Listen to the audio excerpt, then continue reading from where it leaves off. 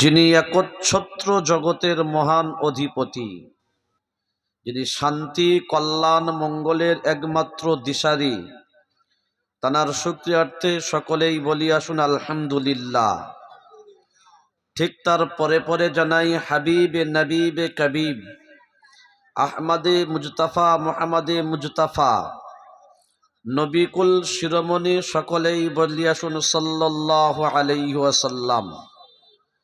ঠিক তার পরে পরে জানাই আজকেকার মহাতি জলসার নির্বাচিত সভাপতি সাহেব, ওলামা একরাম, হুফাজ একরাম ও এই প্রতিষ্ঠানের যারা পৃষ্ঠপোষকতা করছেন, সোনারপুর থেকে আল্লাহ রব্বুল আলামিন যাদের মাল এবং জানকে, আশা এবং যাওয়াকে এই প্রতিষ্ঠানের জন্য কবুল করে নিয়েছেন, আলহামদুলিল্লাহ তানারাও স্টেজে আছেন। সকলকে জানিয়ে রাখছি প্রীতি, ভালোবাসা, শুভেচ্ছা, অভিনন্দন ও শ্রেহাশিস। উপস্থিত মুআজ্জাজ হাজিরিন,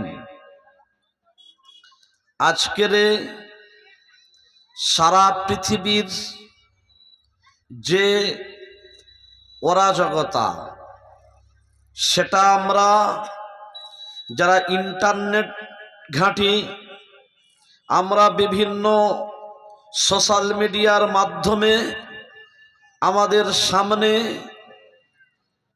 প্রকাশ পাচ্ছে, আমরা সকলেই জানি। কিন্তু বিষ কাকে বলা হয় এটা জেনে রাখা দরকার। কোন মানুষকে যদি বলা হয় ভাই তুমি বিষ খাবে, বলবে আমাকে বিষ খাইয়ে মৃত্যুর কোলে ঠেলে দিতে চাচ্ছ? আমরা ভেবে নিয়েছি বিষ শুধুমাত্র হলো যেটা একটা লিকুইড, বিভিন্ন মেডিসিন দিয়ে যখন আমাদের ওই গাছে পোকা লাগে তার উপরে স্প্রে করে দেওয়ার নাম হলো বিষ। এটা তো আসল বিষ নয়, এটা বিষ রূপী একটা বস্তু। আসল বিষ ওকে বলা হয় আপনার সাধ্যের বাইরে যে জিনিসটাকে আপনি চেষ্টা করতে চাচ্ছেন তাকেই বলা হয় বিষ। আপনার আশা, আপনার আকাঙ্ক্ষা, আপনার ওঠা বসা যত দূর পর্যন্ত আছে তার বাইরে যেটা অপব্যবহার করা হয় তার নাম হলো বিষ। এই বিষক্রিয়া সর্বপ্রথম পৃথিবীতে কে পান করেছিল? এই বিষ সর্বপ্রথম যার শরীরের মধ্যে বরণ করে নিয়েছিলেন তিনি কে? তিনি এমন একজন ব্যক্তি ছিলেন, একটা সময় আখ্যায়িত হয়েছিলেন যে মুআল্লিমুল মালাইকা, সমস্ত ফারিস্তাদের যিনি ইমাম ছিল। আল্লাহ তাকে সৃষ্টি করেছে এটা ভুলে গিয়েছিল, তার ইবাদতের বলে বলিয়ানি হয়ে সে ভাবলো যে হামসে কুছ নেই। অনেক কিছু ভাবনার পরে আল্লাহর সীমাবদ্ধ করে দিয়েছিল যে যা তুই ওকে সিজদা কর। সিজদাটা ওর একটা বর্ডার ছিল, কিন্তু ও বাবু বললেন সিজদা মিজদা আমার দ্বারা হবে না, এটা ক্ষমতার অপব্যবহার। এই বিষের বিষক্রিয়ায় ঘটনা অনেক লম্বা চওড়া, আমি টাচ করিয়ে দিতে চাচ্ছি। আজাজিল শয়তান যদি সিজদা যদি করতেন, তাহলে আজাজিল শয়তান শয়তান থাকতো না ফারিস্তা রূপী হয়ে থাকতেন? কোনটা? ফারিস্তা রূপী হয়ে থাকতেন। ওর যে ক্ষমতা দেওয়া হয়েছিল, পাওয়ার দেওয়া হয়েছিল, সেই পাওয়ারের অপব্যবহার করতে গিয়ে সিজদা না করবার পরিপ্রেক্ষিতে আজাজিল শয়তান শয়তান হয়ে গিয়েছে। ঠিক ওই রকম ভাবে ভুগছে আমেরিকা। আমেরিকা সারা পৃথিবীতে দাদাগিরি মারতে শুরু করে দিয়েছে। আমেরিকা ইসরায়েল প্যালেস্টাইনকে বলল, আমরা তোমাদের পুড়িয়ে ছারখার করে ধ্বংস করে দেব।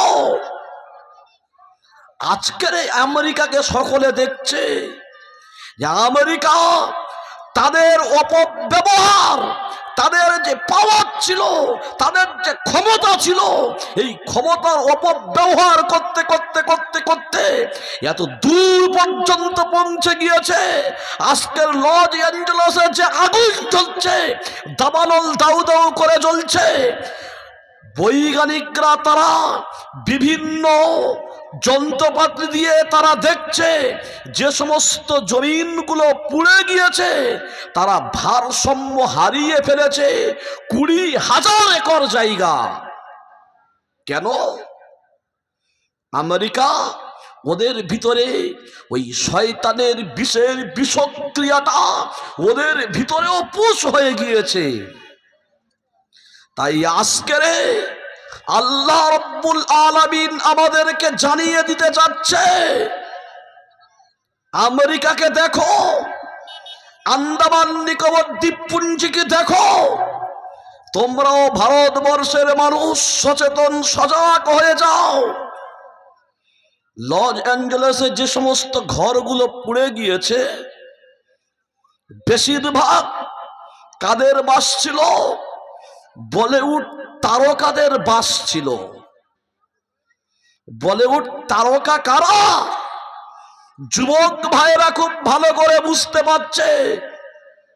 সারা রাত আর দিন এইরকম মোবাইল নিয়ে তারা এই সমস্ত বলিউড অভিনেতা নেত্রীদেরকে এমন পাগল হয়ে ঘুরছে, যেখানে সাপ থাকতে, সাপ বসবাস করতে ভয় পায়, এরা সেখানে ইন্টারনেটের মহব্বতে পড়ে সেই সমস্ত জায়গায় সারা রাত ধরে মোবাইল চালাচ্ছে, তাদের প্রেমাস হয়ে বসে আছে।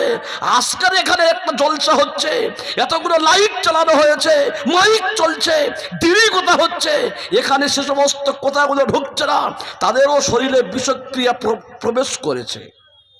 আগামী দিন তোমাদেরও সাবধান হতে হবে। আমরা নিকোবর দ্বীপপুঞ্জের 2002-এর ইতিহাস দেখেছি। নিকোবর দ্বীপপুঞ্জের যে ইতিহাস, সেখানে অনেক যন্ত্রপাতি আবিষ্কার করা আছে। যদি প্রাকৃতিক কোনো বিপর্যয় হয়ে যায়, তারা সেই প্রতিরোধ করবার জন্য প্রত্যেকটা দেশেও আছে। আমেরিকা অনেক মডার্ন টেকনোলজি। আল্লাহ বলছে যে মডার্ন টেকনোলজিকে কেমন করে ছারখার করতে হয়, ওদেরকে দিয়েছি জলোচ্ছ্বাসে, আর তোদেরকে দেব পুড়ে ছারখার করে। শুধু চতুর্দিক থেকে আজান দেওয়া হচ্ছে, আগুন থামছে না। আপনারা ইন্টারনেটে দেখেছেন, শুধু আজান দেওয়া হচ্ছে, সমস্ত টেকনোলজি টেকনিক্যাল সব ফেল। আন্দামান নিকোবর দ্বীপপুঞ্জে সমস্ত টেকনোলজি মেশিনগুলো পাতা হলো। সমস্ত মেশিন পাতবার পরে তার মূল উদ্ঘাটন রহস্যটা কেউ ধরতে পারলেন না। ওখান থেকে রিপোর্টাররা এসে জিজ্ঞাসা করছে আদিবাসীদেরকে, তোমরা তো মডার্ন নয়, তোমরা তো পৃথিবী সম্পর্কে আমাদের দৃষ্টিভঙ্গিতে অযোগ্য। আমরা এত টেকনোলজি মেশিন আবিষ্কার করেছি, এত কিছু আবিষ্কার করলাম, এইরকম একটা জলোচ্ছ্বাস ঘটতে হবে, জলোচ্ছ্বাস আসবে, ভূমিকম্পের মতো একটা ধস নেবে, সমস্ত টেকনোলজি ফেল হয়ে গেল, তোমরা বুঝতে পারলে কি করে? ওরা বলছে আমরা পৃথিবীর কোন টেকনোলজি, পৃথিবীর কোন আবিষ্কারকে আমরা এই পর্যন্ত আমাদের ব্রেনে বুঝি না, তবে মহান সৃষ্টিকর্তা প্রকৃতির কিছু নিদর্শন, সেগুলোকে আমরা মানি এবং বুঝি। আমরা এখান থেকে 3 দিন যাবৎ দেখছি যে সমস্ত ওই সমস্ত পাখি পোকামাকড়গুলো যারা নদীর তটে বসে মাছগুলো খুপিয়ে খুপিয়ে খায়, দেখছি তারা আর 3 দিন যাবৎ পুরো নদীর তট একেবারে জনমানবিক শূন্যের মতো, তারা আর সেখানে আসছে না। ওই যে গর্তের ভিতর থেকে বিষধর সাপ, তারা তাদের বাচ্চাদেরকে নিয়ে তারা যেন একটা আশ্রয়ের স্থান জায়গা খুঁজছে। জলোচ্ছ্বাসের পানিটা কত দূর পর্যন্ত উঠতে পারে আল্লাহ রাব্বুল আলামিন এইরকম একটা 250 গ্রাম তাদের ব্রেনটাও নয়, একটা মানুষের ব্রেন হলো 250 গ্রাম, একটা সাপের ব্রেন, একটা পাখির ব্রেন কত হতে পারে আল্লাহ পাক সেই টেকনোলজিতে ঢুকিয়ে দিলেন। দেওয়ার পরে তারা জলোচ্ছ্বাসের আগে, জলোচ্ছ্বাসের পানি কত দূর পর্যন্ত উঠতে পারে তার ঊর্ধ্বে গিয়ে তারা আশ্রয় নিয়েছে। মন্দিরের কুত্তাগুলো আজকে 3 দিন যাবৎ দেখছি তারা শুধু হাউ হাউ করে উপরের দিকে তাকিয়ে শুধু কাঁদছে। তাদের কাঁদবার জায়গায় আমরা ক্ষুধার্ত কুত্তাদেরকে যখন আমরা গোস্তের টুকরো ফেলে দিচ্ছি, তারা সেই সমস্ত টুকরোগুলো খাচ্ছে না, শুধু আসমানের দিকে তাকিয়ে হাউ হাউ করে কাঁদছে। এদের এই পরিস্থিতি দেখে আমরা ভাবলাম একটা অঘটন ঘটতে চলেছে, কোনো টেকনোলজি আমাদেরকে জানাবে না। এই মহা প্রকৃতির পরিস্থিতি আমরা বুঝতে পারছি কিছু একটা ঘটতে চলেছে। তখন বৈজ্ঞানিকরা আবিষ্কার করে গবেষণা করে বলছে আন্দামান নিকোবর দ্বীপপুঞ্জে 150 কিলোমিটার স্থলদেশে একটা প্লেট আর একটা প্লেটের উপরে উঠে গিয়েছে। मैं सवाल करता हूं, একটা প্লেট আর একটা প্লেটের উপরে উঠে যায় না উঠিয়ে দেওয়া হয়? স্টিয়ারিংটা কার হাতে? আমেরিকা বলে বলে করছে সারা পৃথিবীর স্টিয়ারিং আমি ধরে নিয়েছি, রিমোটটা কার হাতে? জাহারাল ফাসাদু বিল বাহরি ওয়াল বাহরি বিমা কাসাবাত আইদিন নাস।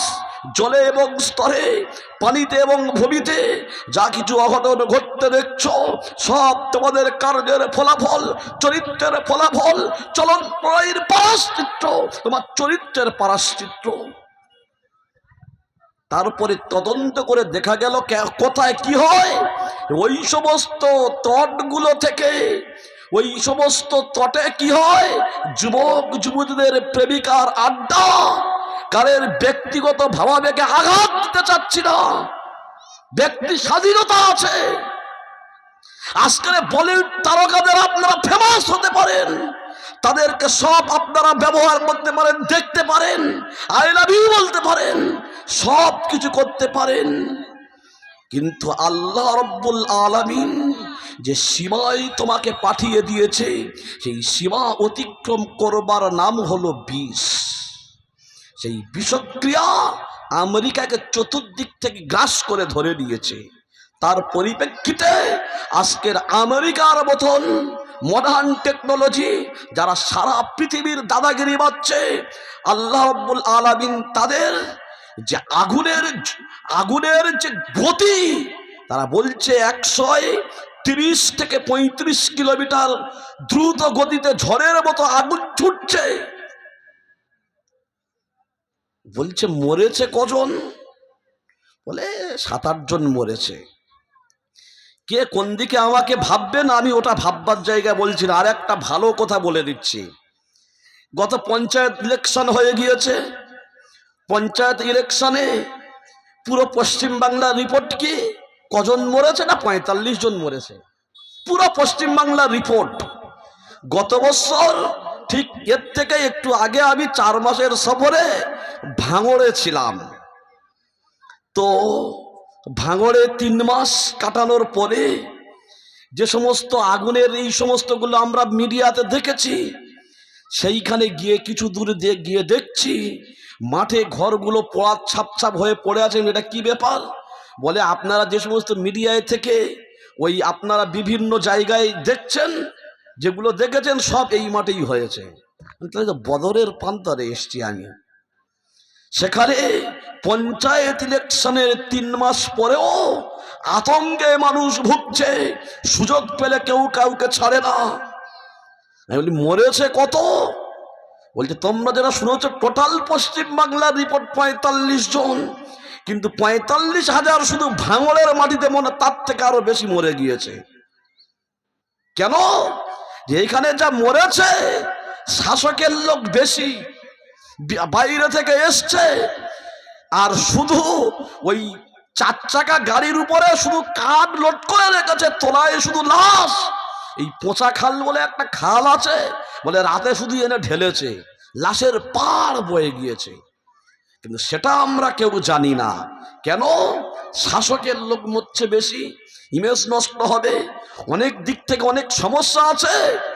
কিন্তু আমেরিকা এখন গোপন রহস্যটা কাউকে জানাচ্ছে না যে আমেরিকার এই অগ্নি দাবানলে কত মানুষ এই পর্যন্ত মরেছে, যেখানে ১৩০ কিলোমিটার গতি থেকে আগুনের লেলিহান দাবানল ছুটছে, সেখানটায় আমেরিকা দেখাচ্ছে মাত্র ৬ থেকে ৭ জন মরেছে আর ২০০ জনের মতো আহত। কিন্তু হাজার কলক্ষ বাচ্চা কাচ্চা থেকে নিয়ে এই পর্যন্ত মরে গিয়েছে, তার কোনো হিসাব নাই। আমেরিকা দেখছে যে আমি প্যালেস্টাইনকে আগুনে শেষ করতে চেয়েছিলাম, আজকের সকলে বলবে আমেরিকা তুমি যে জামাগিরি পাচ্ছ, তোমার আক্কেল সালামি হয়েছে, আমেরিকাকে আক্কেল সালামি দেবে। তাই যেটা ওপেন হয়ে গিয়েছে আমেরিকা সেটা প্রকাশ করছে, বাদবাকি সব গোপন করে রেখে দিয়েছে। গোপন সূত্রের খবর যে ২০,০০০ কিলোমিটার এখান থেকে ৩ দিন আগে যে রিপোর্টাররা যে রিপোর্ট দিয়েছে, ৩ দিন আগে যে মাটি এত পোড়া পুড়ে ছাই হয়ে গিয়েছে, মাটি তার ভারসাম্য হারিয়ে ফেলেছে, সেখানে কোনো বিল্ডিং পর্যন্ত হবে না। কিসের কারণে হলো? কিসের কারণে হলো?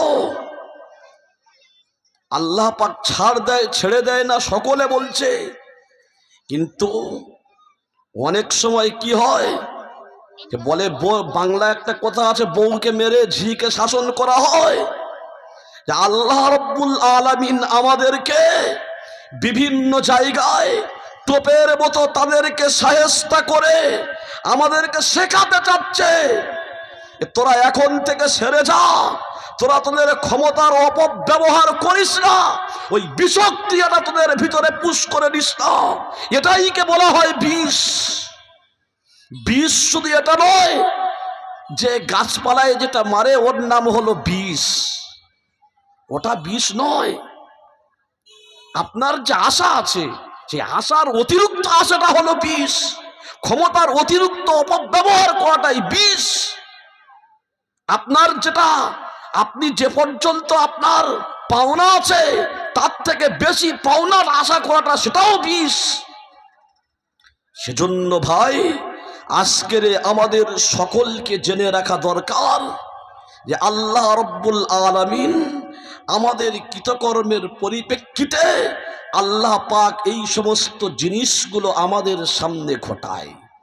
তাই আল্লাহ দাসত্ব আমাদের করতে হবে মৃত্যু পর্যন্ত। আল্লাহ দাসত্ব কেমন ভাবে করবেন? কেমন ভাবে করবেন? শুধু 4 মাস লেগে এসে আল্লাহর দাসত্ব, কিছুদিন সুবহানাল্লাহ করে আল্লাহর দাসত্ব বলছে। সত্যি হুজুর জামা একটা পরেছে, জামার প্রশংসা করলেন। এই যে আমার গায়ের যে জামাটা, এইটা প্রশংসা করলেন আপনি, যে ভালো মিস্ত্রি কেটেছে। এই ভালো মিস্ত্রির আবিষ্কারককে, ভালো মিস্ত্রির প্রতিপালককে আজকের আপনি ইন্টারনেটকে সাবাস দিচ্ছেন যে সত্যি মডার্ন যুগে একটা টেকনোলজি বের হয়েছে।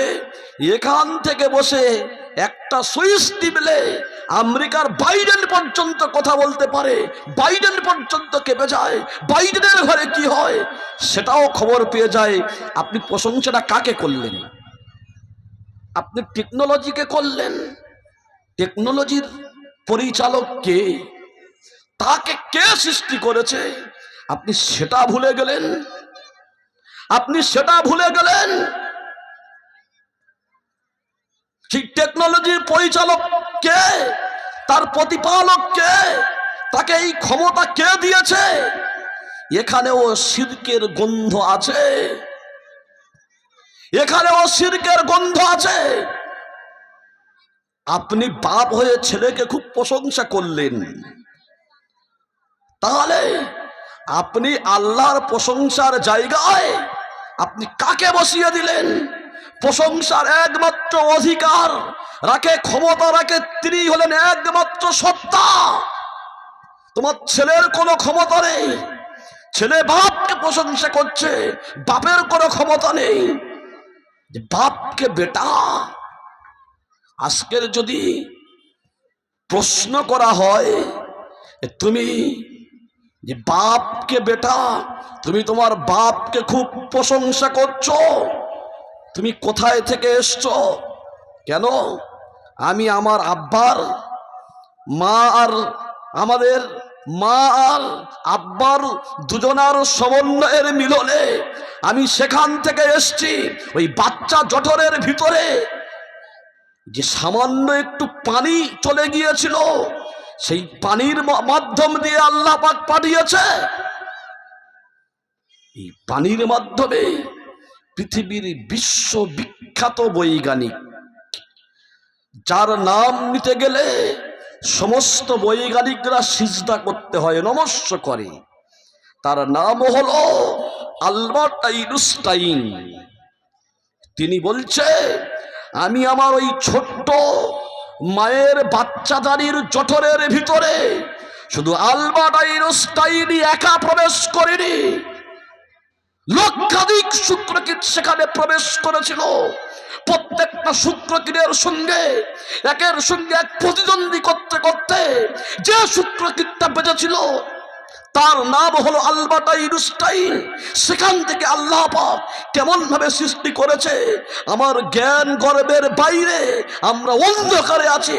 আল্লাহ পাক কোন পরিপ্রেক্ষিতে কেমন ভাবে ওই শুক্রকিটের সঙ্গে যুঝতে যুঝতে প্রতিদ্বন্দ্বী করতে করতে আলবার্ট আইনস্টাইনকে ওই ছোট্ট বাচ্চা দাদির জটিলের ভিতরে লক্ষাধিক শুক্রকিটকে পরাজিত করে একটা শুক্রকিট যেটা বেঁচেছিল তার নাম হলো আলবার্ট আইনস্টাইন। আমি পৃথিবীতে জন্মগ্রহণ করেছি, ওই পর্যন্ত আমাদের জ্ঞান গর্ব শেষ। এরপরে আমার আর জ্ঞানের চোখ অন্ধকার। কোথায় থেকে ওই শুক্রকিটটা, ওই পানিটা কোথায় থেকে আসে? আপনারা ঝট করে কেউ বলে দেবেন? এই ডাঁড়ের ভিতর থেকে। আমার বাপের এই পিঠির চালের যে ডাঁড়া আছে, ওই ডাঁড়ার ভিতর থেকে। এখন ডাঁড়ার ভিতর থেকে যদি আসে,